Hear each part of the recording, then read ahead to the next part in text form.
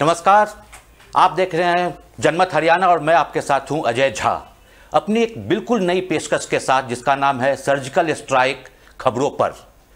ये मौसम है सर्जिकल स्ट्राइक का।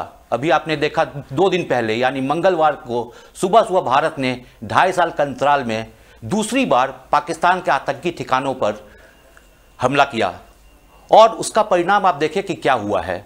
पहली बार पाकिस्तान ने मना किया कि कुछ नहीं हुआ, फिर पहली बार हमारी सेना गई थी अंदर। पाकिस्तान से उम्मीद करी थी कि सेना फिर से इस बार जाएगी, लेकिन भारत ने अपना कुछ स्ट्रैटेजी चेंज किया। इस बार अपने 12 लड़ाकू विमान मिराज 2000 को पाकिस्तान की सीमा के अंदर, ये बहुत बड़ी इंपॉर्टेंट चीज़ है कि ये पाकिस्तान ऑक्युपाइड कश्मीर नहीं था, पीओके नहीं था, पाकिस्तान का इंटरनेशनल बॉर्डर के अंदर जाकर वहाँ पर 1000 पाउंड यानी कोई 800 किलोग्राम बम डालकर वहाँ पर आए और पाकिस्तान को इसका खबर भी नहीं लगा। ये आश्चर्य की बात है और पहली बार ऐसा नहीं हुआ है। जब अमेरिका के सैनिक गए थे, ओसामा बिन लादेन को मारा, वहाँ पर उसकी बॉडी को लेके आए, उनको उसकी भनक नहीं मिली। तो पाकिस्तान की क्या तैयारियां हैं ये हम समझ सकते हैं, उनका क्या टेक्नोलॉजी है, क्या लेवल है, हम अच्छी तरह समझ सकते हैं। एक चीज़ पहले आपको मैं बता दूं, सर्जिकल स्ट्राइक हमारा प्रोग्राम है क्या। अगर किसी कारण से आपने आज का अखबार नहीं पढ़ा हो, आपने पढ़ा हो, आपको समझ में नहीं आया हो ये खबरें हैं क्या, या आपके मन में कोई उत्सुकता हो कि इसके अंदर क्या है, तो हम खबर की परतें खोलेंगे, उसके तह तक जाएंगे और खबरों पर करेंगे सर्जिकल स्ट्राइक, ताकि आपको सब कुछ पता चल सके, सच का सच आपके सामने आ जाए। बात मैं कर रहा था सर्जिकल स्ट्राइक जो पाकिस्तान के ऊपर हुआ। सर्जिकल स्ट्राइक हो गया, पाकिस्तान ने कहा कुछ भी नहीं हुआ जी। हमारे जब लड़ाकू विमान स्क्रैम्बल करने लगे यानी उड़ान भरने की तैयारी करने लगे, तो भारतीय लड़ाकू विमान भाग गया। भागते भागते उन्होंने खाली जगह पर बम गिरा दिया, जिससे सिर्फ एक सिविलियन घायल हुआ, मरा कोई नहीं, उनका यह कहना था। बाद में उन्होंने कहा कि स्ट्राइक हुआ है, कोई नहीं मरा। उसके बाद आप देख रहे हैं कि उन्होंने कहा कि पीओ के अंदर हमला हुआ है, पाकिस्तान के जो पाकिस्तान प्रॉपर है उसके अंदर हमला नहीं हुआ, पर वहां भी उन्होंने एक्सेप्ट कर लिया। उनके पार्लियामेंट में उनके लोगों ने कहा कि शर्म की बात है कि 40 किलोमीटर अंदर घुसकर बम गिरा के चले गए, हमें पता भी नहीं चला। तो पाकिस्तान की बहुत फजीयत हुई अपने देश में भी और पूरे इंटरनेशनल कम्युनिटी में। उसके बाद अब पाकिस्तान का पैतरा बदला। पाकिस्तान ने धीरे धीरे करके उसको स्वीकार किया कि सर्जिकल स्ट्राइक हुई है, लेकिन अभी भी कितने लोग मारे गए हैं वो बता नहीं रहे हैं।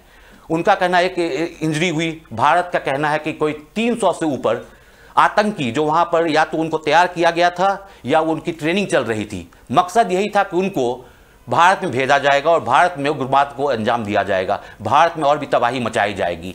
यानी भारत ने सेल्फ डिफेंस में प्रीएम्प्टिव एक्शन लिया, जो मिलिट्री एक्शन नहीं था। भारत ने क्लियर किया मिलिट्री एक्शन नहीं, आपको सेल्फ डिफेंस में कुछ भी करने का हक है।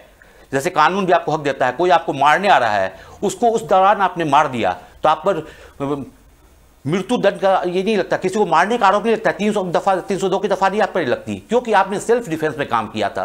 तो भारत ने भी सेल्फ डिफेंस में वहां पर प्रीएम्प्टिव एक्शन लिया, जिसके वहां पर काफी तबाही हुई। पाकिस्तान उसको स्वीकार करे ना करे, पर ये क्योंकि ये बम कोई साधारण बम नहीं थे, ये लेजर गाइडेड बम्स थे। 800 किलो से ऊपर यानी 1000 पाउंड लेजर आप जानते होंगे, लेजर सर्जरी से आप वाकिफ होंगे। लेजर सर्जरी का मतलब होता है पिन पॉइंट एक्यूरेसी से सर्जरी की जाती है। वही चीज है लेजर बॉम्ब्स के साथ। लेजर गाइडेड बॉम्ब्स हैं, एक बार उसकी सेटिंग कर दी गई, जो उसके एंगल्स हैं, जितनी कहां पर गिराना है, एक बार सेटिंग कर दी गई। बहुत मौसम खराब हो, बहुत तेज हवा चल रही हो, तूफान हो, आंधी हो, बरसात हो, थोड़ी सी अपनी जगह से हिल सकती है 2, 4, 5, 10 इंच, लेकिन इतनी दूर नहीं कि 1 किलोमीटर दूर जाकर बम गिरे। तो ये लेजर बम्स थे जो गिरे हैं। इसलिए पाकिस्तान का कहना कि खाली जगह पर बम गिरा था बिल्कुल गलत है, वो स्वीकार नहीं कर सकते, क्योंकि स्वीकार करने में उनकी बहुत फजीयत हो रही है और हुई है। उसके बाद क्या हो रहा है, अब हमने देखा कि भारत पाकिस्तान के बीच में कैट एंड माउस गेम यानी बिल्ली चूहे का खेल शुरू हो गया है। पाकिस्तान ने कल भारत पर अपने लड़ाकू विमान भेजे और वो भी एक चाल थी। मैं कहूँगा इसमें कहीं पर दुश्मन को कहीं कमज़ोर नहीं आंकना चाहिए, और भारत ने शायद यही किया, जिसके कारण हमारा एक विमान मार गिराया गया और हमारे एक पायलट अभी वहाँ पर कैप्चर्ड हैं, उनको युद्धबंदी बना लिया गया है। क्योंकि पाकिस्तान ने अपनी रणनीति के अनुसार, वही मैं कह रहा हूँ कि दुश्मन को कभी आप कम नहीं आंक सकते, उन्होंने अपने विमान LOC को क्रॉस करवाए और वो विमान वहाँ पर घूमते रहे जब तक भारतीय विमान लड़ाकू विमान ने स्क्रैम्बल नहीं किया, उड़ान भरने की तैयारी। जब वो उड़ान भरने की तैयारी की तो उन्होंने घूमकर कुछ बम गिराए, खाली जगहों पर बम गिराए और वो चले। यानी उनका मकसद यही था कि भारतीय विमानों को पाकिस्तान एरिया में बुलाना, उसको आकर्षित करना किसी तरह से। और वही हुआ, उसमें एक पाकिस्तान का हमने विमान मार गिराया, वो जो पाकिस्तान के पीओके एरिया में जाके गिरा, और हमारा एक विमान वहां गिर गया। पाकिस्तान ने शुरू में क्लेम किया था 2 थे, बाद में इंडिया ने कहा एक भी नहीं है, फिर इंडिया ने भी स्वीकार किया एक है। पहले इंडिया ने कहा हमारा कोई पायलट वहां पर नहीं है, लेकिन विंग कमांडर हमारे वो वहां पर हैं, और पाकिस्तान टीवी ने उनको दिखाया, उस पर हम बाद में आएंगे। तो ये कैट एंड माउस का गेम चल रहा है, यानी पकड़म पकड़ाई जो होता है, बचपन में हम कहे पकड़म पकड़ाई का खेल होता है, आप भागे उसने उसको पकड़ा, वो भागा उसको पकड़ा, वही हो रहा है। युद्ध नहीं हुआ है और युद्ध होने की संभावना भी बहुत बहुत कम है, क्योंकि युद्ध के परिणाम बहुत घातक होते हैं और जिसके लिए पाकिस्तान बिल्कुल तैयार नहीं है। भारत फिर भी तैयार है, आर्थिक रूप से मैं कह रहा हूं, जैसे सैन्य रूप से भारत फिर भी तैयार है, पाकिस्तान इसके लिए बिल्कुल तैयार नहीं है। पाकिस्तान को युद्ध बहुत महंगा पड़ेगा। पर एक चीज साफ है, पाकिस्तान को अलग थलग कर दिया गया है और पाकिस्तान अपने घुटनों पर आ गया है। कल की घटना के बाद सबसे पहले पाकिस्तान के प्रधानमंत्री ने ऑफर किया कि आओ बात करते हैं। बात तो भाई ठीक है, बात करनी चाहिए, भारत ने बात से कब मना किया? भारत ने सिर्फ एक ही शर्त रखी थी, बात तभी होगी जब आप आतंकवाद पर बात होगी। पाकिस्तान कहते हैं हम कंपोजिट डायलॉग में जाएंगे। कंपोजिट डायलॉग बाद में होगा, हम सब कुछ सुधार लेंगे आपके साथ, आपको जो चाहिए आप हमें आपसे ले जाइए, आप जो भेजना चाहते हैं भेज दीजिए, कोई व्यापार में कोई नहीं होगा, लेकिन पहले आतंक को खत्म कीजिए। आपकी जमीन पर जो आतंकवादी कैंप ट्रेनिंग चल रही है, जो स्टेट स्पॉन्सर्ड है, दुनिया जानती है, आपके मिलिट्री ISI उनकी फंडिंग करते हैं, उनको ट्रेनिंग देते हैं, उनको आर्म्स देते हैं, एम्यूनिशन देते हैं, फायरिंग के कवर में उसको भारत के सीमा के अंदर घुसाते हैं और उसके बाद कहते हैं कि आतंकवाद हमारे यहाँ है ही नहीं। किस बात पर बात होएगी? और ये पाकिस्तान डर चुका है, क्योंकि उसने देख लिया ये मोदी गवर्नमेंट वो गवर्नमेंट नहीं है जो डर जाएगी कि ये कहने पर कि हमारे पास न्यूक्लियर बम है। अगर आपके पास न्यूक्लियर बम है तो भारत का कुछ हिस्सा बर्बाद होगा, लेकिन पाकिस्तान का नामो निशान नक्शे पर से मिट जाएगा, ये बिल्कुल साफ है, क्योंकि पाकिस्तान के पास उससे बहुत ज़्यादा न्यूक्लियर और कन्वेंशनल आर्मामेंट्स हैं। और एक इंटरेस्टिंग बात है, पाकिस्तान ने जो पाकिस्तान का जो जहाज़ नीचे गिरा है F-16 है, उस पर अमेरिका ने क्वेश्चन उठाया है। अमेरिका ने उनको वो जहाज F-16 का जो पूरा है मुफ्त में दिया था, एक पैसे नहीं लिए थे, बेचा नहीं था, मुफ्त में दिया था। किस लिए दिया था? कि आतंकियों के खिलाफ और अफगानिस्तान में जो तालिबान है उसके खिलाफ इस्तेमाल किया जाएगा। उसमें क्लियर टर्म्स में था कि वो F-16 किसी दूसरी कंट्री के ऊपर यूज नहीं किया जाएगा। कल अमेरिका ने पाकिस्तान को वार्निंग दे दी है कि F-16 को बिना हमारे परमिशन के आप इंडिया पर नहीं ले जाएंगे। यानी कहीं पर पाकिस्तान हिल गया, उनका सबसे महत्वपूर्ण था, एक F-16 उनका बर्बाद भी हो चुका है, अब वो F-16 लेकर भारत पर हमला नहीं कर सकते हैं। उनके पास बचा क्या? ऐसे ही विमान कम है, F-16 का इस्तेमाल नहीं करेंगे, क्योंकि भीख में मांगा हुआ उनके पास दान है, वो दान में दी हुई चीज़ आप इस्तेमाल नहीं कर सकते हमले के लिए, ये बिल्कुल क्लियर है। अब रही बात हमारे विंग कमांडर अभिनंदन को जो उन्होंने पकड़ा है, क्या उनको पाकिस्तान POW युद्धबंदी के रूप में स्वीकार कर रहा है? अभी तक पाकिस्तान ने इसके बारे में कुछ नहीं कहा, क्योंकि जेनेवा कन्वेंशन है एक, पहले 1929 में, फिर सेकेंड वर्ल्ड वॉर के बाद, द्वितीय विश्व युद्ध के बाद 1949 में फिर संशोधन हुआ, उसके बाद और कई संशोधन हुए जिसमें क्लियर टर्म्स में लिखा गया है युद्धबंदी कौन हो सकता है। उसमें क्लियर है जब दो देशों के बीच में कहीं वॉर है या कन्फ्लिक्ट है। इंडिया पाकिस्तान में वॉर नहीं है, अभी कन्फ्लिक्ट चल रहा है, क्योंकि दोनों ने एक दूसरे पर हवाई हमला किया है। तो उसके ऊपर क्या युद्धबंदी क्या होता है, क्या उस हमारे विंग कमांडर को ये युद्धबंदी का ये दिया जाएगा, तो स्टेटस दिया जाएगा, पाकिस्तान को छोड़ेगा? इस पर हम लौट कर चर्चा करेंगे एक ब्रेक के बाद।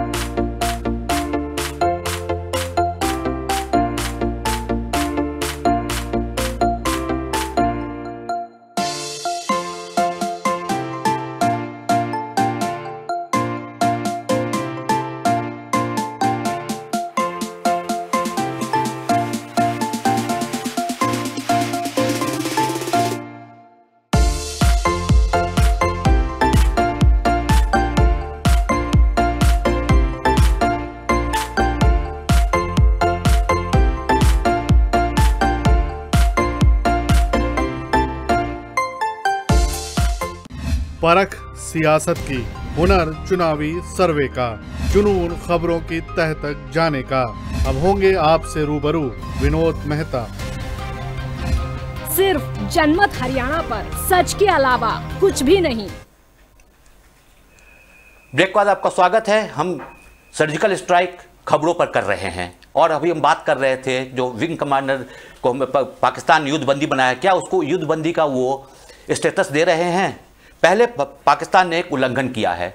युद्धबंदी को आप टेलीविजन पर नहीं दिखा सकते हैं, उनको खून में सना हुआ चेहरा आप टेलीविजन पर दिखा रहे हैं, इंटरव्यू करवा रहे हैं और उसको फोर्स किया जाए कहने के लिए कि वो बहुत उनको सही देखभाल की जा रही है, क्योंकि युद्धबंदी को सही देखभाल, सही खाना, मेडिकल इलाज सब कुछ है। उसके बावजूद एक चीज़ और है, कन्फ्लिक्ट खत्म होने के बाद 8 दिन के अंदर उसको वापस भेजना होता है इज्जत के साथ युद्धबंदी को। अगर उसने कोई क्राइम नहीं किया हो, और वॉर अगेंस्ट क्राइम बिल्कुल अलग है, उसका कोर्ट में होता है, इंटरनेशनल कोर्ट में होता है वॉर अगेंस्ट क्राइम।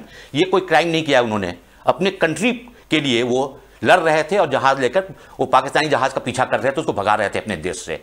तो उनको अब पाकिस्तान क्या देगा? क्या पाकिस्तान उनको 8 दिन के अंदर वापस करेगा? अगर जेनेवा कन्वेंशन के अंदर एक और भी प्रावधान है, अगर युद्ध या कन्फ्लिक्ट के खत्म होने के बाद, रिजॉल्व होने के बाद 8 दिन अंदर आपने नहीं छोड़ा युद्धबंदी को, तो भारत पर अधिकार होगा कि पाकिस्तान को हमला करे और हमला करके उसको छुड़ा कर लाए। और उस क्षेत्र में, उसमें अगर कोई वॉर होता है, युद्ध होता है, तो उसको युद्ध नहीं कहेंगे, भारत को एग्रेसर नहीं कहा जाएगा। ये बिल्कुल क्लियर है। तो हमको देखना है कब पाकिस्तान उनको छोड़ेगी और कब। अभी विदेश मंत्रालय उसका काम शुरू कर दिया है। और उसी के साथ देखा तो ये अमेरिका ने पाकिस्तान को वार्निंग दे दिया कि F-16 आप यूज नहीं करेंगे भारत के खिलाफ। दूसरी तरफ बहुत इंटरेस्टिंग बात हुआ, कल बीजिंग में रसिया, इंडिया, चाइना, RIC कंट्रीज 3 हैं, ग्रुप है, उनकी विदेश मंत्रियों की बैठक चल रही थी। वहां पर सुषमा स्वराज जो भारत की विदेश मंत्री हैं, उन्होंने चाइना और रसिया को एक तरह से कंपेल कर दिया कि शाम आने तक उन्होंने आतंकवाद के खिलाफ एकजुट होकर लड़ने की बात की, आतंकवाद की कंडेम किया। हालांकि पाकिस्तान का नाम नहीं लिया, चाइना पाकिस्तान का नाम नहीं लेगा। आप जानते हैं कि अभी पाकिस्तान की, चाइना के कारण ही कई पाकिस्तानी संगठन हैं जिसको आतंकी संगठन घोषित नहीं किया है यूएनओ ने। लेकिन उस पर भी आएंगे कि खबर है, उस पर भी है। लेकिन चाइना का ये कहना कि हम आतंकवाद का कंडेम करते हैं और हम साथ लड़ेंगे, पाकिस्तान के लिए क्लियर मैसेज है। और क्लियर मैसेज इसलिए भी है, चाइना नहीं चाहता कि इंडिया पाकिस्तान का अभी युद्ध हो, क्योंकि POK के अंदर चाइना ने अरबों खरबों डॉलर वहां लगा रखे हैं, इन्वेस्टमेंट कर रखे हैं। वहां पर रूट बनाई जा रही हैं, सड़कें बनाई जा रही हैं, जैसे उनका माल विदेशों तक पहुंच सके वो रास्ता यूज करते हुए। इसलिए युद्ध में चाइना के इकोनॉमी का भी बहुत नुकसान होगा। इसलिए कहीं पर चाइना भी कंपेल हो गया, मजबूर हो गई आर्थिक कारणों से कि पाकिस्तान का समर्थन थोड़ा सा वापस ले लिया और कहा आतंकवाद का खात्मा होना चाहिए। अब मैं कह रहा था कि UN में क्या हो रहा है। कल ही अमेरिका, ब्रिटेन और फ्रांस 5 में से 3, रसिया भी भारत के साथ कल आ ही गया।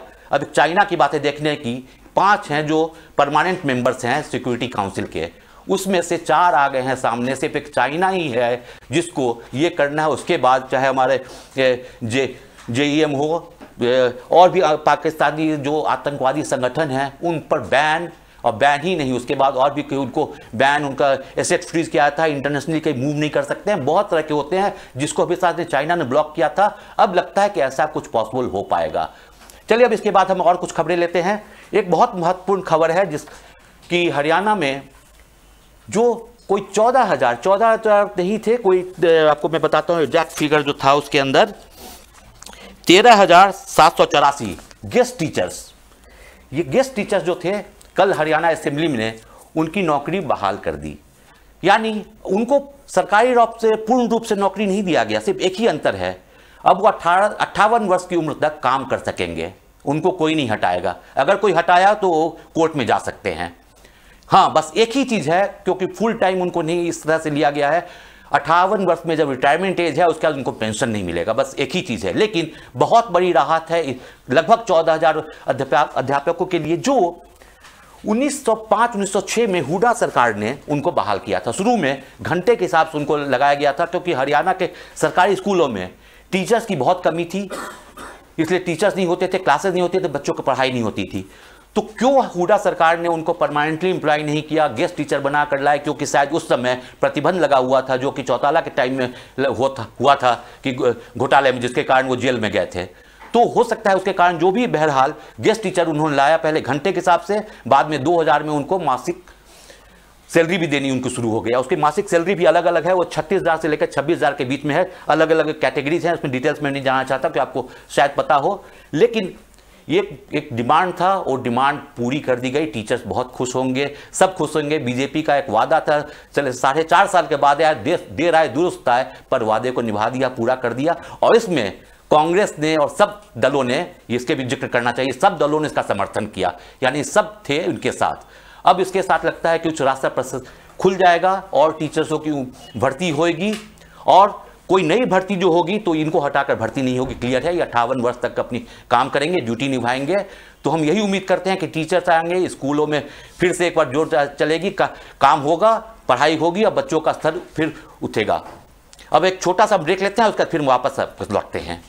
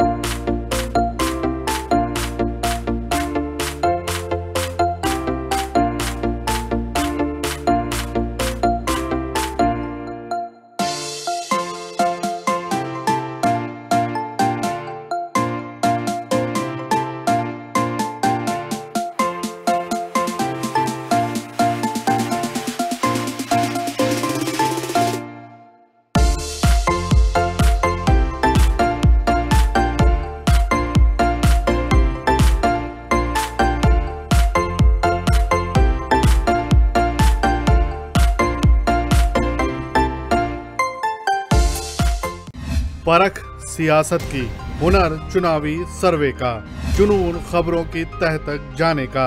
अब होंगे आपसे रूबरू विनोद मेहता। सिर्फ जनमत हरियाणा पर सच के अलावा कुछ भी नहीं।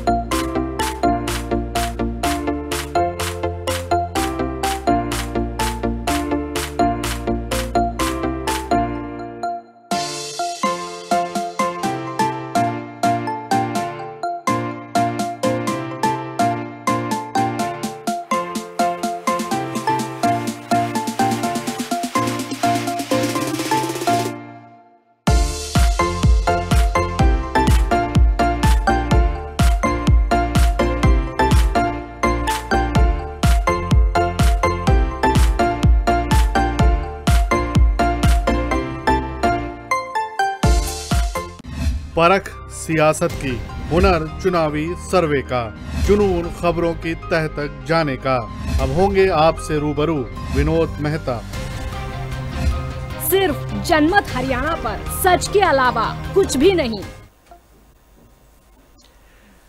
ब्रेक के बाद आपका स्वागत है। मैं हूं अजय झा और हम प्रोग्राम कर रहे हैं अभी सर्जिकल स्ट्राइक खबरों पर।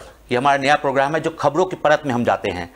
तो अब एक और खबर उठाते हैं जो बहुत ही अहम रहा। कल हरियाणा असेंबली का आपको पता है आखिरी दिन था, बजट सत्र का आखिरी दिन था। बजट सत्र क्या आखिरी सत्र था? बजट सत्र तो आखिरी था। क्या ये सत्र आखिरी था इस विधानसभा का? इस पर हम बाद में आएंगे। पहले हम करते हैं एक बहुत ही और कल महत्वपूर्ण बिल पास हुआ जिसका नाम है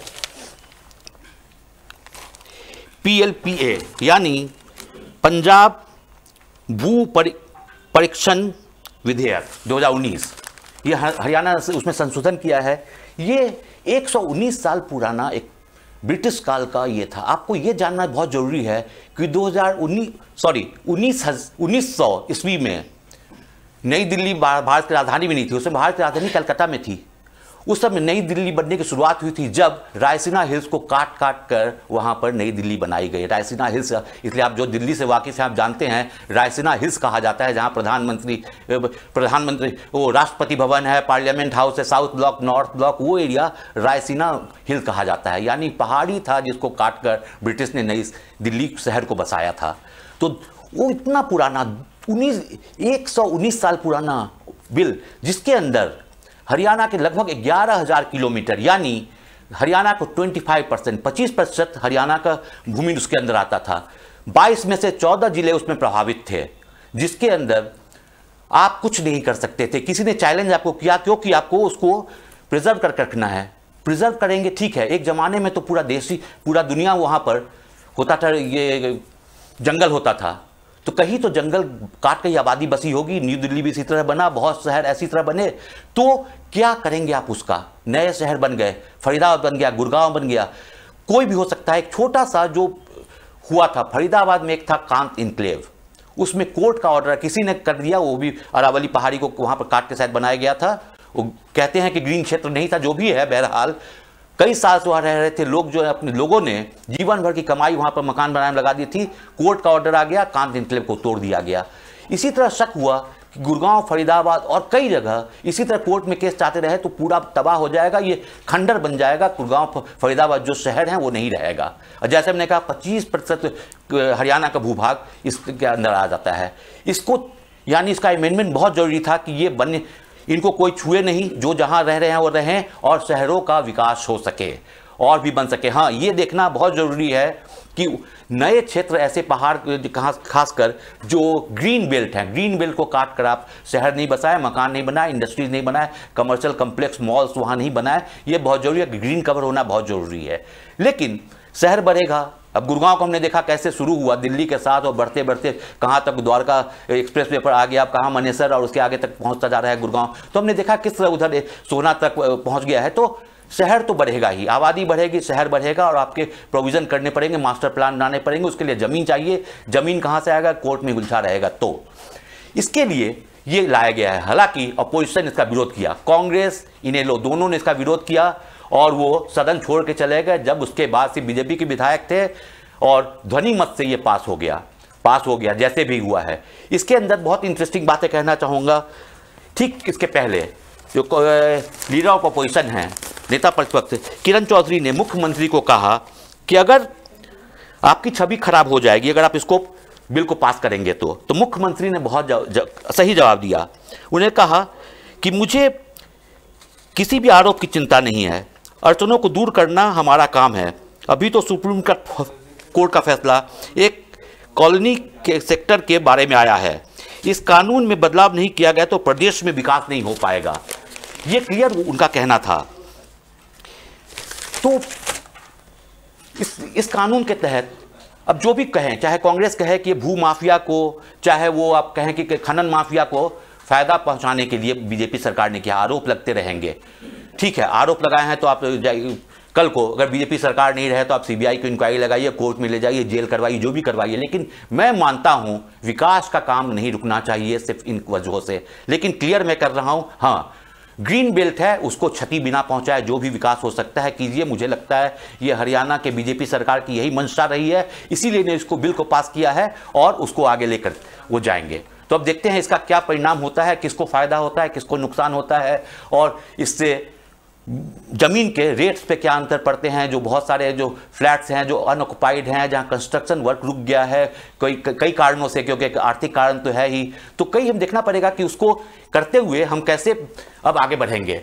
अब हम आखिरी में एक दो खबरें लेते हैं जल्दी में। एक बड़ी इंटरेस्टिंग चीज़ है कि आया है कि मुख्यमंत्री ने आखिरी दिन बजट में एमएलएस के लिए बहुत अच्छा प्रावधान उन्होंने कर दिया। मन लुभावन कहते थे बजट है, तो ये मन लुभावन उनके लिए भी कुछ कर दिया। अब अपनी ज़िंदगी में पहले था कि 2 बार 60 लाख तक का आप मकान लोन ले सकते थे, वो भी आप जब मकान का लोन लेते हैं तो आप 8%, 7.5% ऐसा कुछ देते हैं। विधायकों को सिर्फ 4% यानी आधे पर आपको 60 लाख का लोन मिलता है। लाइफ में 2 बार मिलता था। अब पुराने लोन आपने चुका दिए तो तीसरी बार भी आपको मिलेगा, लेकिन आपकी उम्र 60 साल से कम होनी चाहिए। 60 साल रुपये और आप ले लेंगे। अब 5 साल में, पहले होता था कि आप वाहनों के लिए एक बार लोन ले सकते हैं 20 लाख का, 5 साल में 2 बार वाहनों का लोन ले सकते हैं, 40 लाख रुपए का लोन ले सकते हैं। तो विधायकों की सैलरी तो नहीं बढ़ाई, भत्ते तो नहीं बढ़ाए, लेकिन ये उनके लिए बहुत अच्छा मुख्यमंत्री ने सौगात दे दिया है जाते जाते। एक दूसरी बड़ी इंटरेस्टिंग खबर है और मैं लेना चाहूँगा कि हरियाणा सरकार ने गाड़ियों की तरह पशुओं का रजिस्ट्रेशन करने का प्रपोजल किया है, उसके लिए अथॉरिटी बनाई है। अब इसके अंदर क्या होगा, जैसे रजिस्ट्रेशन होता था, मुख्यमंत्री अभी आपको याद है कि इजराइल गए थे, इजराइल जाकर उन्होंने वहां देखा था और वहां से वो इजराइल मॉडल पे यहां पर दुग्ध उत्पादन बढ़ाना चाहते हैं ज़्यादा वो, इसके लिए तो इजराइल में। एक छोटी सी बात बता दूं कि हरियाणा में अभी एक गाय, एक पशु 7 लीटर दूध है एवरेज पर, और ये इजराइल में है अभी 30 लीटर। तो 30 लीटर, 7 से आप 30 लीटर बढ़ाना है तो उसी मॉडल पर, इसके लिए उनकी नस्ल सुधरेगी। तो नस्ल सुधारने के लिए वहाँ पर रजिस्ट्रेशन होगा, जहाँ से आर्टिफिशियल सीमेन होता है उसके लिए भी उसको देना पड़ेगा कौन सा वो जानवर था जहाँ से वो सीमेन लाया गया है, उसकी नस्ल क्या है, उसकी सब कुछ डिटेल्स होगा। उस डिटेल्स के साथ ही होगा, जिससे उम्मीद ये करते हैं कि नस्लें सुधरेंगी, दूध का उत्पादन बढ़ेगा, लोगों को खुशहाली आएगी। और हरियाणा ग्रीन रिवॉल्यूशन आया था, वाइट रिवॉल्यूशन भी आएगा। हालांकि दूध के क्षेत्र में, डेयरी के मामले में हरियाणा काफ़ी अव्वल है, लेकिन और भी आगे जाएगा, इसकी उम्मीद है इस कदम के बाद। तो आज का प्रोग्राम हम यहीं पर खत्म करते हैं। आपका बहुत बहुत धन्यवाद। कल से फिर हम आएंगे एक नई प्रोग्राम के साथ और वही करेंगे खबरों पर सर्जिकल स्ट्राइक। Thank you.